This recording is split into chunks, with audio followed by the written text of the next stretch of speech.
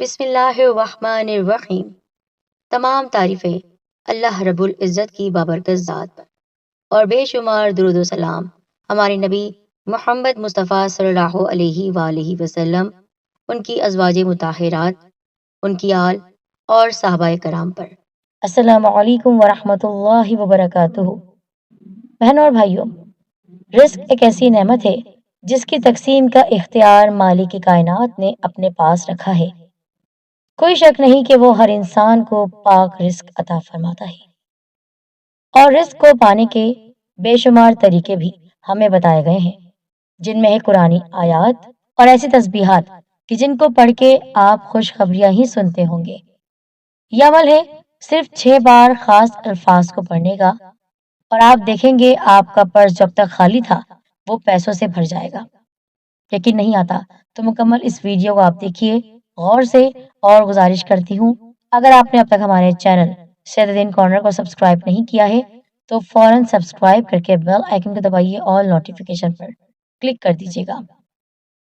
محترم سامعین، اللہ تعالیٰ نے وعدہ کیا ہے انسان کو رزق دینے کا، اور رزق میں اضافہ اور ترقی بھی وہی عطا فرماتا ہے، مگر انسانوں کی فطرت یہ ہے کہ وہ یہ بھول جاتے ہیں کہ رزق کا وعدہ اللہ تعالیٰ کی ذات نے کر رکھا ہے، لہٰذا ہماری قسمت میں لکھا گیا دانا پانی وہ ہمیں ضرور عطا فرماتا ہے، مگر بہت سے لوگ توکل اور یقین کی کمی کا شکار ہو کر وقت سے پہلے اور ضرورت سے زیادہ طلب کرتے ہیں، یا لالچ کا شکار ہو کر بعض اوقات ناجائز حرام طریقے کے استعمال سے اپنا حلال رزق بھی کھو دیتے ہیں۔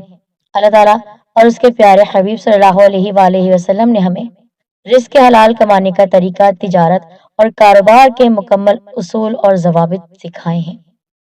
مطلب ہم ایسے نہیں ہیں کہ جو لا علم ہے، ہمارے پاس قرآن کریم جیسی نعمت ہے، ہمارے پیارے نبی صلی اللہ علیہ وآلہ وسلم کی سنت ہے، ان کی مبارک احادیث ہیں، لیکن یہی توکل کی کمی رزق سے برکت اٹھا دیتی ہے اور بے برکتی پیدا ہونا شروع ہو جاتی ہے، کیونکہ ہم رازق کو بھول جاتے ہیں، ہم روزی کے پیچھے لگ جاتے ہیں۔